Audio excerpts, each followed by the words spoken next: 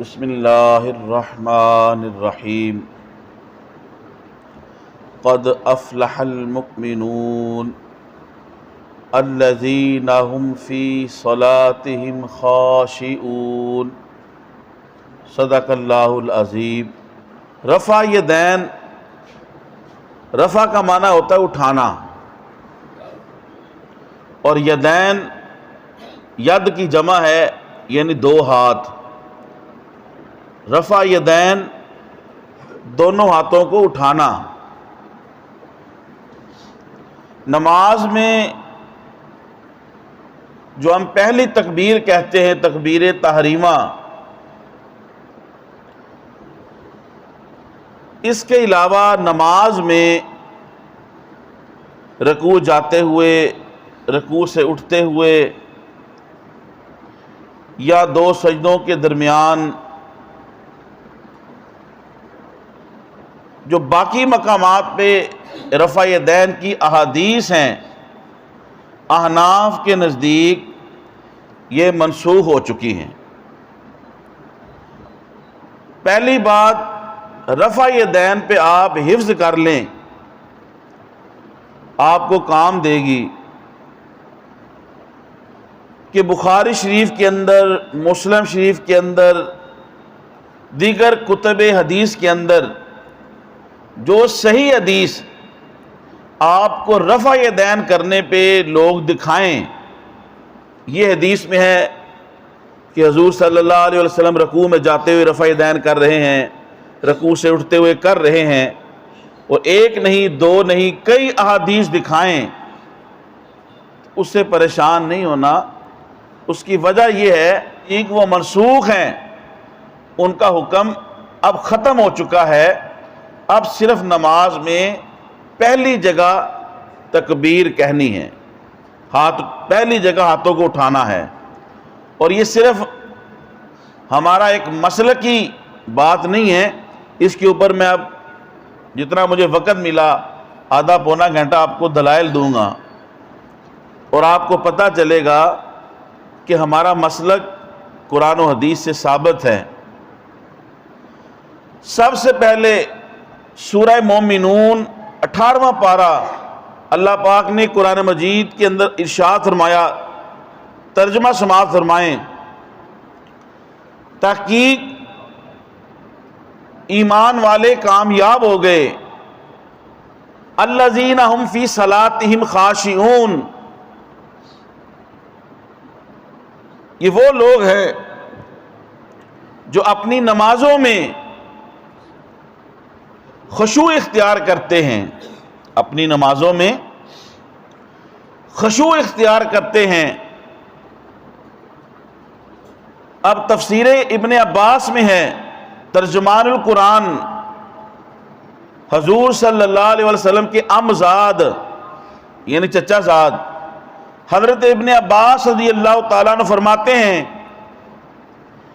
کہ اللہ نے فرمایا وہ مومن کامیاب ہو گئے جو اپنی نمازوں میں خشوع اختیار کرتے ہیں، عاجزی اختیار کرتے ہیں۔ یہ کون لوگ ہیں؟ حضرت عبداللہ ابن عباس رضی اللہ تعالیٰ عنہ فرماتے ہیں اس سے مراد یہ ہے کہ وہ اپنی نماز میں عاجزی اور تواضع اختیار کرتے ہیں، نہ دائیں دیکھتے ہیں نہ بائیں توجہ کرتے ہیں، اور یہ نماز میں رفع یدین نہیں کرتے، یعنی نماز کے اندر تکبیر تحریمہ کے علاوہ یہ رفع یدین نہیں کرتے۔ اب اس آیت کی تفسیر کے اندر حضور کے چچا ترجمان القرآن تفسیر ابن عباس میں حضرت ابن عباس خود فرما رہے ہیں کہ کامیاب لوگ وہ جو اپنی نماز میں خشوع اور خضوع اختیار کرتے ہیں۔ یہ کون لوگ ہیں؟ جو نماز کے اندر تکبیر تحریمہ کے علاوہ رفع یدین نہیں کرتے۔ بولیے کیا نہیں کرتے؟ اسی طرح تفسیر سمرقندی میں اس آیت کی تفسیر میں مشہور سکہ تابعی حضرت حسن بصری رحمۃ اللہ علیہ سے روایت ہے، اللہ نے جو فرمایا خاشعون، کامیاب لوگ اپنی نماز میں خشوع اختیار کرتے ہیں، حضرت حسن بصری بھی کہتے ہیں کہ اس سے مراد یہ ہے خاشعون الذین لا یرفعون ایدیہم فی الصلاۃ الا فی التکبیر الاولی، کہ یہ وہ لوگ ہیں جو اپنی نماز کے اندر تکبیر تحریمہ کے علاوہ رفع یدین نہیں کرتے۔ اب حضرت عبداللہ ابن عباس رضی اللہ تعالیٰ عنہ کی جو ہم نے تشریح پیش کی، اس پر غیر مقلدین یہ اعتراض کرتے ہیں کہ حضرت ابن عباس رضی اللہ تعالیٰ عنہ خود وہ نماز میں رفع یدین کیا کرتے تھے، اور وہ ایک روایت پیش کرتے ہیں ابو حمزہ کی، جسے بعض محققین نے کہا کہ یہ ابو جمرہ ہے، انہوں نے اسے ابو حمزہ کر دیا۔ اس حدیث کا جواب یہ ہے کہ جس کے اندر یہ ہے کہ حضرت ابن عباس خود رفع یدین کرتے تھے، اس کے اندر مجہول راوی ہیں، لہذا یہ روایت معتبر نہیں۔ دوسرا یہ کہ جس روایت کے حضرت ابن عباس کے بارے میں آتا ہے کہ وہ رفع یدین کرتے تھے، اس کے اندر یہ ہے کہ ابن عباس رضی اللہ تعالیٰ عنہ 4 رکعت والی نماز میں وہ 5 مرتبہ رفع الیدین کرتے تھے، جبکہ آج کے غیر مقلدین نماز میں 10 مرتبہ رفع الیدین کرتے ہیں، لہذا غیر مقلدین اس حدیث کو وہ اپنی دلیل نہیں بنا سکتے۔ اسی طرح حضرت ابن عباس کی جو روایت پیش کی، جس کے اندر یہ ہے کہ حضرت ابن عباس نے کہا کہ قرآن کی اس آیت سے یہ مراد ہے کہ کامیاب لوگ وہ ہیں جو اپنی نمازوں میں خشوع اور خضوع اختیار کرتے ہیں، وہ نماز میں تکبیر تحریمہ کے علاوہ باقی جگہ رفع یدین نہیں کرتے۔ اس تفسیر پر غیر مقلدین کا ایک یہ اعتراض ہے کہ اس تفسیر کی روایت میں ایک راوی ہیں محمد بن مروان اسدی الصغیر، یہ کذاب ہیں۔ اس کے بارے میں جو علماء اسماء رجال ہیں انہوں نے کہا کہ ایسا ممکن ہے کہ ایک آدمی ایک فن میں ماہر اور ثقہ اور معتبر ہو، اور بعینہ ہی وہی شخص دوسرے فن میں ضعیف اور متروک ہو، یعنی محمد بن مروان اسدی فن تفسیر میں یہ معتبر ہیں اور ان کی تفسیر کو لیا جاتا ہے۔ اسی طرح ابن عباس کی روایت میں دوسرے راوی الکلبی اور ابو صالح، ان کو بھی ائمہ نے مفسر کے طور پہ ذکر کیا ہے۔ قرآن مجید کی جو میں نے آیہ کریمہ پڑھی 18ویں پارے کی پہلی آیت، اس سے یہ بات ثابت ہوتی ہے کہ ایمان والے وہ ہیں جو اپنی نماز میں خشوع اختیار کرتے ہیں۔ اب اس سے مراد کیا ہے کہ اس آیت سے ثابت ہو رہا ہے کہ نماز میں رفع یدین نہ کیا جائے۔ اب آپ غیر مقلدین کا ایک پروپیگنڈا ہے کہ جو رفع یدین نہیں کرتے ان کے پاس تو کوئی حدیث ہی نہیں ہے یا 2 حدیثیں ہیں۔ اب رفع یدین نہ کرنے پہ تکبیر تحریمہ کے علاوہ باقی جگہوں پہ ہاتھ نہ اٹھانے پہ حدیثیں سماعت کریں۔ پہلی حدیث امام ترمذی نے، ابو داؤد نے، امام نسائی نے، مصنف ابن ابی شیبہ نے روایت کی۔ حضرت عبداللہ ابن مسعود رضی اللہ تعالیٰ عنہ نے فرمایا، الا اصلی بکم صلاۃ رسول اللہ صلی اللہ علیہ وسلم، کیا میں تمہیں رسول اللہ کی نماز پڑھ کے نہ دکھاؤں کہ جیسے رسول اللہ نماز پڑھتے تھے؟ فصلی ولم یرفع یدیہ الا مرۃ واحدہ مع تکبیر الافتتاح۔ پھر حضرت عبداللہ ابن عباس نے نماز پڑھ کے دکھائی تو تکبیر تحریمہ کے علاوہ اور کسی مقام کے اوپر انہوں نے ہاتھ نہیں اٹھایا، اور کسی مقام کے اوپر انہوں نے ہاتھ نہیں اٹھایا۔ اور یاد رکھیں کہ عبداللہ ابن مسعود رضی اللہ تعالیٰ عنہ یہ وہ صحابی ہیں، یہ فقیہ صحابی ہیں، اور ان کی روایت سب سے اعلیٰ و ارفع ہے، اور یہ ہر وقت حضور صلی اللہ علیہ وسلم کے ساتھ رہتے تھے، لمحہ بلمحہ یہ حضور صلی اللہ علیہ وسلم کے ساتھ رہتے تھے۔ اور اس حدیث کو غیر مقلدین کے محقق ناصر الدین البانی نے مشکات کے اندر صحیح لکھا ہے۔ اسی طرح مصنف ابن شیبہ نے حضرت برا بن عازب سے روایت کیا، حضور جب نماز شروع فرماتے تھے تو اپنے ہاتھ اٹھاتے تھے، پھر نماز سے فارغ ہونے تک حضور صلی اللہ علیہ وسلم اپنا ہاتھ نہیں اٹھاتے تھے۔ تیسری حدیث امام حاکم اور امام بیہقی نے حضرت عبداللہ ابن عباس رضی اللہ تعالیٰ عنہ اور حضرت عبداللہ ابن عمر سے روایت کی کہ حضور صلی اللہ علیہ وسلم نے فرمایا کہ 7 جگہوں پر ہاتھ اٹھائے جائیں، اس کے علاوہ ہاتھ نہ اٹھائے جائیں۔ نمبر 1، نماز شروع کرتے وقت کعبہ شریف کے سامنے، صفا و مروہ کی پہاڑیوں پر، عرفات کے میدان میں، مزدلفہ میں، اور شیطان کو کنکریاں مارتے وقت۔ اس کے علاوہ ہاتھوں کو نہ اٹھایا جائے۔ اب اس حدیث پاک سے بھی یہ ثابت ہوا کہ تکبیر تحریمہ کے علاوہ نماز میں باقی جگہ رفع یدین کرنا، ہاتھوں کو اٹھانا، یہ منسوخ ہو چکا ہے۔ چوتھی حدیث آپ سماعت کریں۔ امام طحاوی نے حضرت مغیرہ سے روایت کی کہ میں نے حضرت ابراہیم نخعی سے کہا کہ حضرت وائل بن حجر انہوں نے حضور کو دیکھا کہ آپ نماز کے شروع میں رکوع جاتے وقت اور رکوع سے اٹھتے وقت ہاتھ اٹھاتے تھے۔ تو آگے سے معروف ثقہ تابعی حضرت ابراہیم نخعی انہوں نے کہا کہ اگر وائل بن حجر نے ایک مرتبہ حضور کو رفع یدین کرتے دیکھا ہے تو حضرت عبداللہ ابن مسعود نے 50 مرتبہ حضور کو رفع یدین نہ کرتے ہوئے دیکھا ہے۔ تو پھر ہم اس کی مانیں جس نے 50 مرتبہ حضور کو دیکھا، ہر وقت حضور کے ساتھ تھے، کہ حضور تکبیر تحریمہ کے علاوہ رفع یدین نہیں کرتے تھے، یا اس کی مانیں کہ جس نے ایک آدھ مرتبہ حضور کو دیکھا۔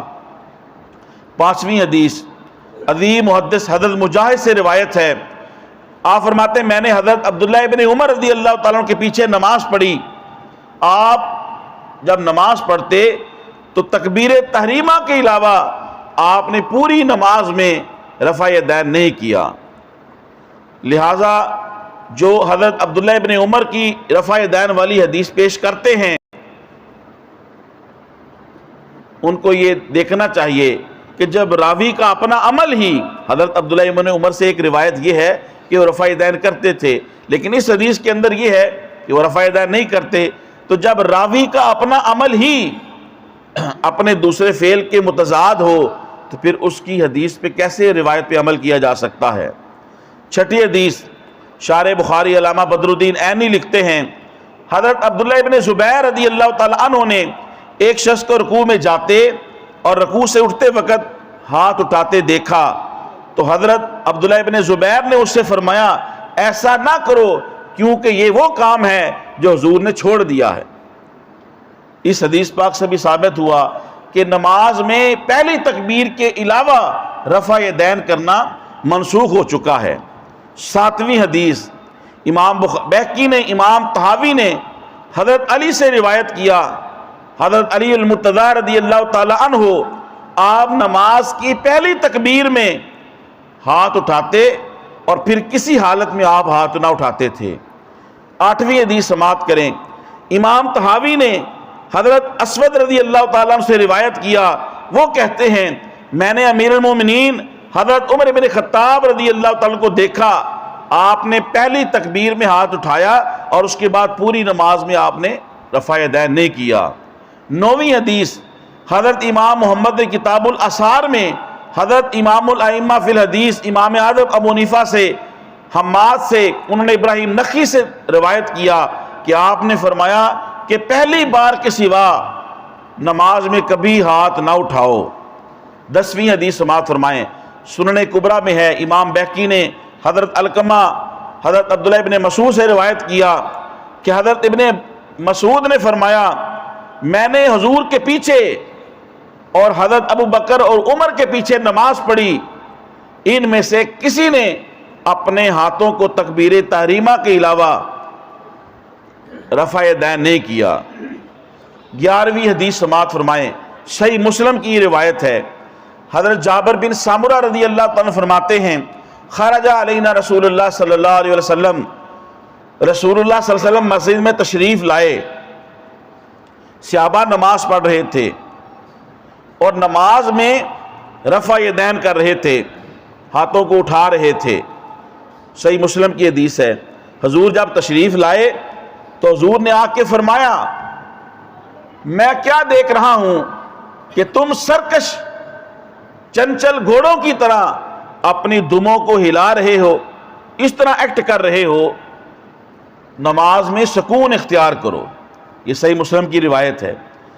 خرج علینا، رسول اللہ تشریف لائے، صحابہ نماز پڑھ رہے تھے، حضور نے جب صحابہ کو اس طرح کرتے دیکھا فرمایا میں کیا تمہیں دیکھ رہا ہوں کہ جس طرح چنچل یا شوخ یا سرکش گھوڑے بے چینی کے عالم میں اپنی دھموں کو ہلاتے ہیں، تم اس طرح نماز میں ہاتھوں کو ہلا رہے ہو، نماز میں سکون اختیار کرو۔ اب توجہ رکھیں، غیر مقلدین اس حدیث کو سن کر اور پڑھ کر وہ بخلا جاتے ہیں اور پھر وہ یہ کہتے ہیں یہ واقعہ اور ہے، وہ یہ کہتے ہیں کہ نماز میں پہلے جب سلام پھیرتے تھے تو سلام پھیرنے کے ساتھ ہاتھ سے بھی اشارہ کرتے تھے، ہاتھ سے بھی اشارہ کرتے تھے، تو جب حضور نے ان کو اس طرح کرتے دیکھا تو ان کو منع کیا۔ یہ وہ حدیث ہے۔ اب اس کا جواب سنیں، یہ غیر مقلدین نے حدیثوں کو غلط ملت کر دیا ہے۔ یہ دو واقع ہیں اور دونوں کے اندر الفاظ غور کریں۔ ایک حدیث کے اندر یہ ہے خرج علینا، رسول اللہ تشریف لائے، رسول اللہ یعنی حضور نماز نہیں پڑھ رہے تھے، ہم نماز پڑھ رہے تھے، خرج علینا رسول اللہ نکلے، ہمارے اوپر نکلے، رسول اللہ تشریف لائے، تو رسول اللہ صلی اللہ علیہ وسلم نے رفع یدین کرتے دیکھا تو ان کو یہ فرمایا اور منع کیا۔ اور وہ جو سلام والی حدیث ہے اس کے اندر یہ الفاظ ہیں کہ ہم رسول اللہ کے ساتھ نماز پڑھ رہے تھے، اس کے اندر کیا الفاظ ہیں؟ ہم رسول اللہ کے ساتھ نماز پڑھ رہے تھے، رسول اللہ کے پیچھے نماز پڑھ رہے تھے۔ جب رسول اللہ صلی اللہ علیہ وسلم نے سلام پھیرا، آپ نے دیکھا کہ لوگ سلام کے ساتھ ہاتھ کا اشارہ بھی کر رہے ہیں، تو پھر آپ نے منع کیا۔ لہذا یہ حدیثیں علیحدہ علیحدہ ہیں۔ ایک حدیث کے اندر حضور نے رفع یدین سے منع کیا، تکبیر تحریمہ کے علاوہ اپنے ہاتھوں کو سرکش گھوڑوں کی دموں کی طرح نہ ہلاؤ، نماز میں سکون اختیار کرو۔ اور ایک دوسری حدیث ہے جس کے اندر یہ صحابہ کہتے ہیں ہم حضور کے ساتھ نماز پڑھ رہے تھے اور پھر حضور نے ہمیں سلام کرتے ہوئے ہاتھ کے ساتھ اشارہ کرتے ہوئے دیکھا تو اسے منع کیا۔ اب آپ یہ بات سمجھ جائیں کہ یہ دو حدیثیں الگ الگ ہیں۔ اب غیر مقلدین کے اعتراضات اور ان کا جواب، امام ابو داؤد نے جو حضرت عبداللہ بن مسعود کی روایت پہ جو جرح کی ہے، یہ جرح مبہم ہے۔ اسماء رجال کے عظیم عالم امام ذہبی کے پاس جو سنن ابو داؤد کا نسخہ ہے اس میں جرح منقول ہی نہیں ہے، اور امام ابو داؤد کے سب سے آخری شاگرد امام ابو اللؤلؤی کے نسخہ کلمی میں یہ جرح موجود ہی نہیں ہے۔ حضرت برہ بن اعظم کی حدیث میں یزید بن ابو زیاد پر جو غیر مقلدین اعتراضات پیش کیے ہیں، اس کا پہلا جواب یہ ہے کہ امام شعبہ تو خود یزید بن ابو زیاد سے روایت لیتے ہیں، اسی طرح یزید بن ابو زیاد کی کئی محدثین نے توثیق، تحسین یا تعریف کی ہے۔ امام شعبہ یزید بن ابو زیاد سے روایت لیتے تھے، جو حدیثیں یہ دکھاتے ہیں صحیح حدیث بخاری کے اندر کہ حضور نے یہ دیکھو رکوع میں جاتے ہوئے، رکوع سے اٹھتے ہوئے ہاتھوں کو اٹھایا، رفع یدین کیا ہے، اس کا جواب یہ ہے کہ یہ حدیثیں منسوخ ہو چکی ہیں، یہ حدیثیں منسوخ ہو چکی ہیں۔ اور دوسری بات یہ ہے، آپ ان سے یہ پوچھیں کہ کوئی صحیح حدیث آپ دکھا دیں کہ جس کے اندر رسول اللہ صلی اللہ علیہ وسلم نے رفع یدین کرنے کا حکم دیا ہو، یہ دکھا ہی نہیں سکتے۔ پوری احادیث کے ذخیرے میں ایک حدیث بھی نہیں ہے، پوری احادیث کے ذخیرے میں ایک حدیث بھی نہیں ہے جس کے اندر رسول اللہ نے فرمایا ہو کہ تم نماز میں رفع یدین کرو، ہے ہی نہیں ہے۔ یہ چیلنج ہے ان کو، قیامت تک کوئی غیر مقلد نہیں دکھا سکتا، لیکن ہم آپ کو دکھاتے ہیں۔ مسلم شریف کی حدیث ہے، رسول اللہ نے منع کیا ہے، رسول اللہ کے منع کرنے کی حدیث موجود ہے، لیکن حضور نے فرمایا ہو کہ تم رفع یدین کرو، کوئی ایسی حدیث نہیں ہے۔ لہٰذا جو قولی حدیث ہے، رسول اللہ نے جو فرمایا ہے، اس کو ترجیح حاصل ہے۔ واجب الاحترام اسی طرح غیر مقلدین کی جو چوٹی کی دلیل ہے وہ یہ ہے کہ حضرت عبداللہ ابن عمر رضی اللہ تعالیٰ عنہ کی روایت پیش کرتے ہیں کہ یہ نماز میں رفع یدین کیا کرتے تھے۔ اس کا جواب یہ ہے کہ عبداللہ ابن عمر رضی اللہ تعالیٰ عنہ ان کی حدیث یہ پیش کر کے کہتے ہیں کہ رکوع میں جاتے ہوئے اور رکوع سے اٹھتے ہوئے وہ رفع یدین کرتے تھے۔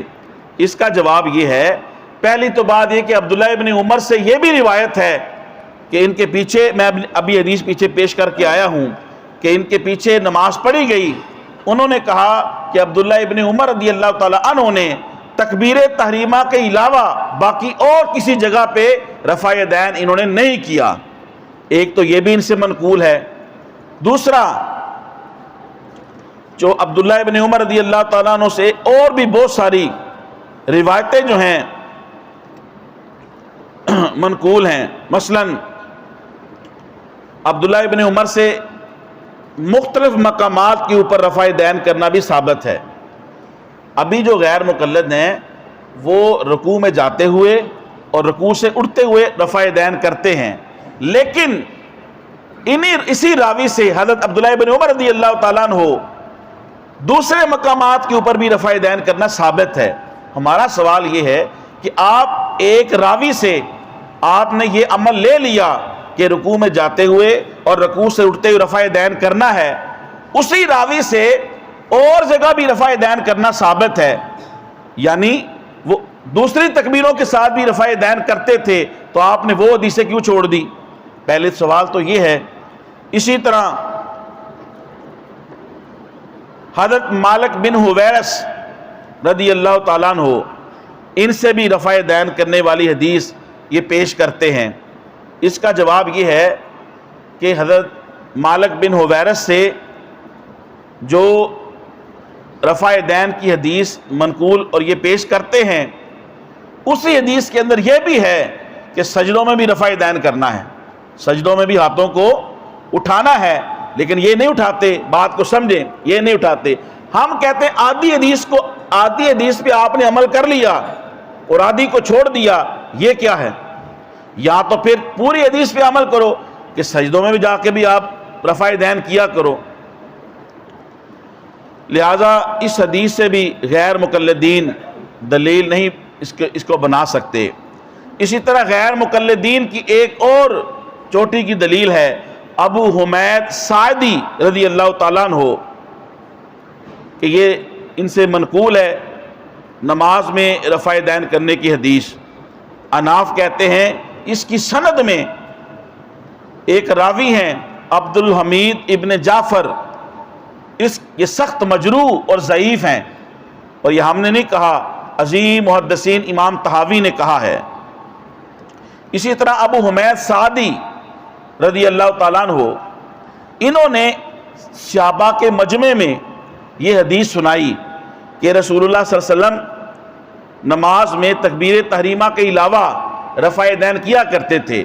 جب انہوں نے حدیث سنا دی تو مجمع میں جو بزرگ لوگ بیٹھے ہوئے تھے انہوں نے کہا کہ تم ہم سے زیادہ رسول اللہ کی نماز سے کیسے واقف ہو؟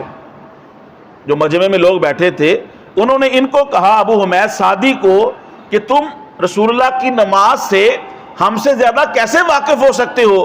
نہ تو تم ہم سے پہلے ایمان لائے ہو، نہ تو تم ہم سے پہلے ایمان لائے ہو، ہم تم سے پہلے صحابی ہیں۔ تو جب ان بزرگوں نے مجمع میں بیٹھے ہوئے لوگوں نے یہ بات کہی تو ابو حمید سعدی بولے بے شک ایسا ہی ہے، انہوں نے تصدیق کی، واقع ایسا ہی ہے کہ آپ مجھ سے پہلے ایمان لائے ہو اور مجھ سے زیادہ رسول اللہ صلی اللہ علیہ وسلم کے ساتھ رہے ہو۔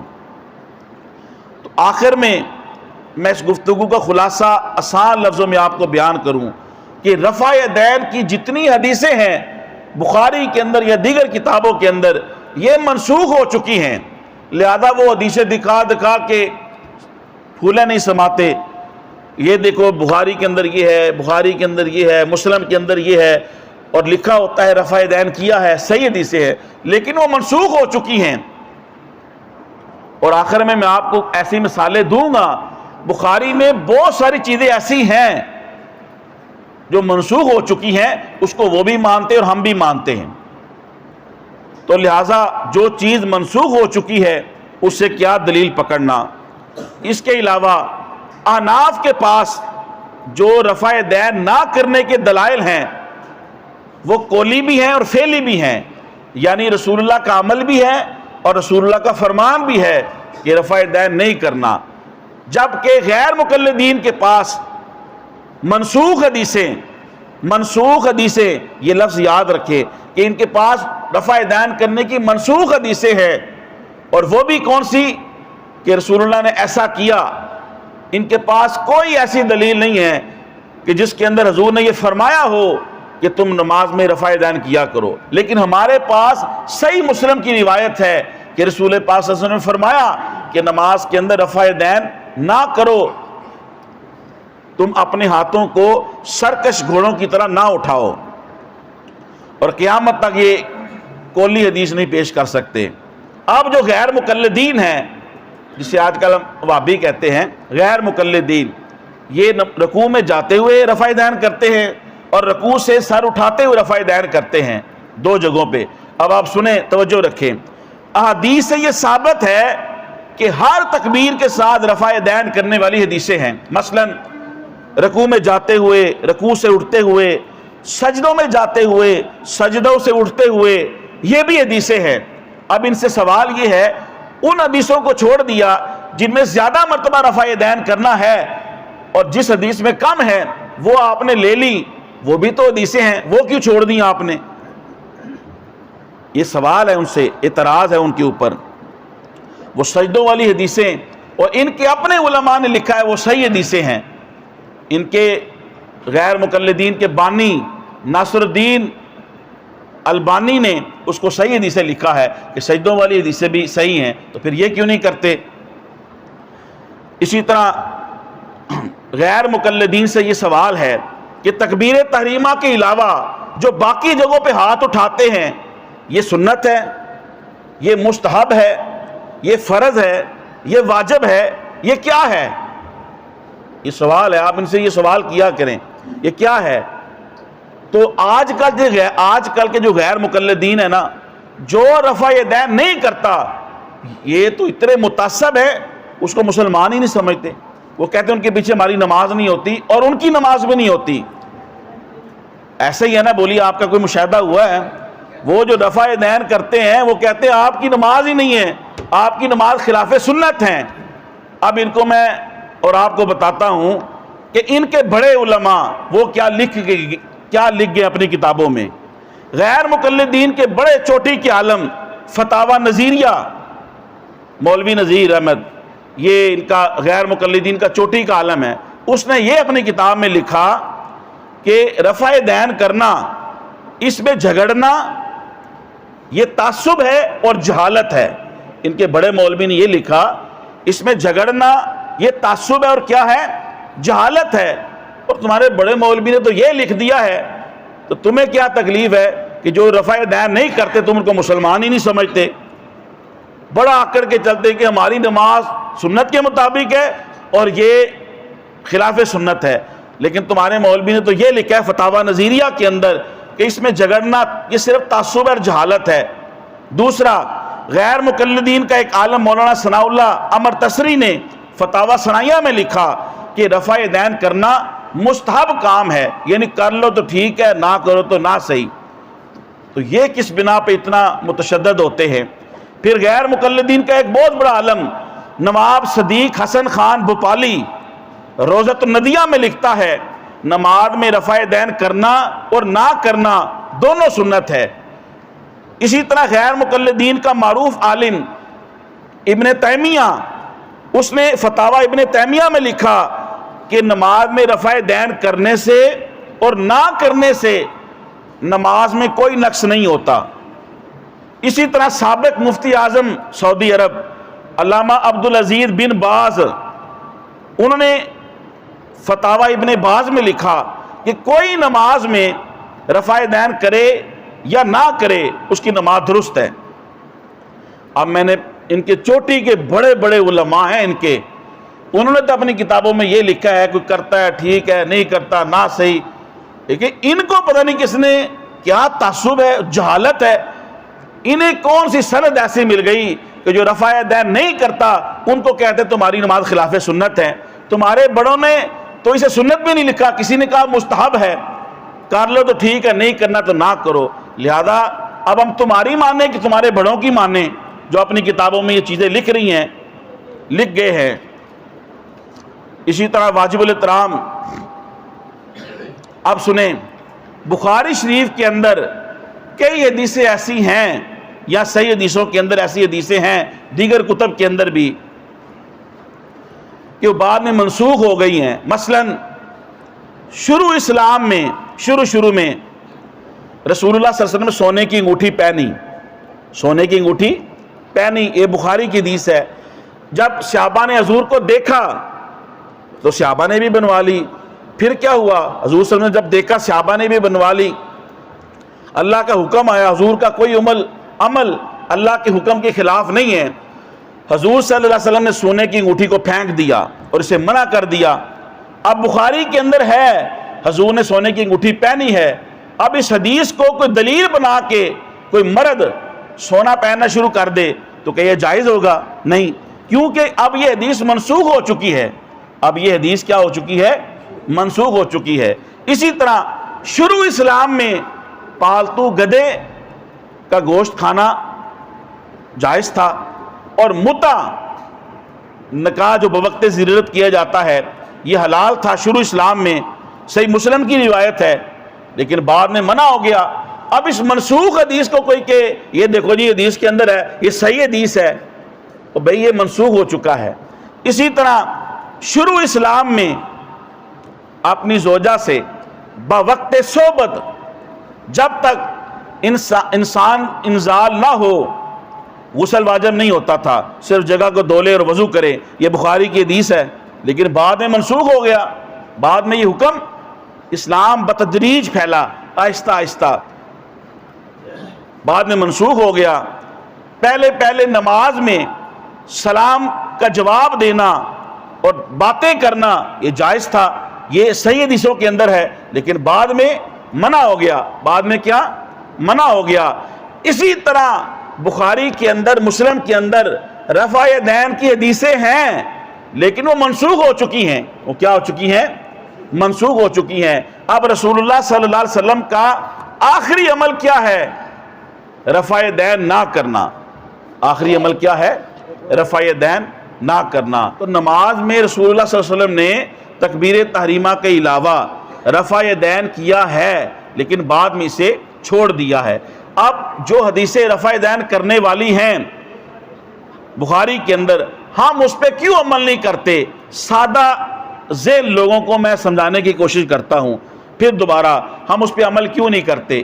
اس کی وجہ یہ ہے، ایک تو ایسی صحیح حدیثیں موجود ہیں کہ جس کے اندر صحابہ کرام، جیسے کہ عبداللہ ابن مسعود رضی اللہ عنہ کی روایت ہے، عبداللہ ابن عمر سے بھی ہے، اور اسی طرح مسلم شریف کی روایت ہے، جس کے اندر یہ ہے کہ رسول اللہ صلی اللہ علیہ وسلم نے، صحابی کہتے ہیں میں آپ کو رسول اللہ کی نماز پڑھ کے دکھاؤں، اور انہوں نے جب نماز پڑھ کے دکھائی تو تکبیر تحریمہ کے علاوہ باقی جگہوں کے اوپر رفع دین نہیں کیا۔ ہمارے پاس یہ حدیثیں موجود ہیں۔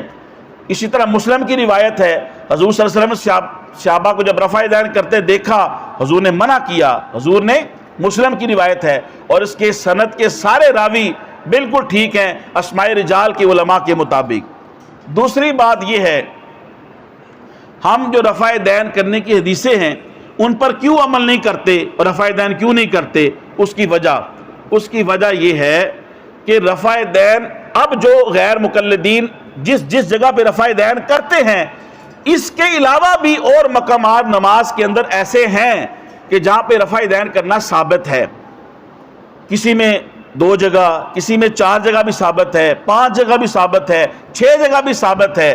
ہم کہتے ہیں ان حدیثوں کے اندر بہت زیادہ اضطراب ہے، شش و پنج ہے، ان کے اندر بہت زیادہ اضطراب ہے، لہذا ہم اس حدیث پہ عمل کرتے ہیں جس کے راوی بھی بڑے چوٹی کے اعلیٰ ہیں اور اس میں کوئی اضطراب نہیں کہ رسول اللہ صلی اللہ علیہ وسلم نے اسے منع بھی کر دیا، اور صحابی نے جب نماز پڑھ کے دکھائی تو پہلی تکبیر کے علاوہ اور کسی جگہ رفع یدین نہیں کیا۔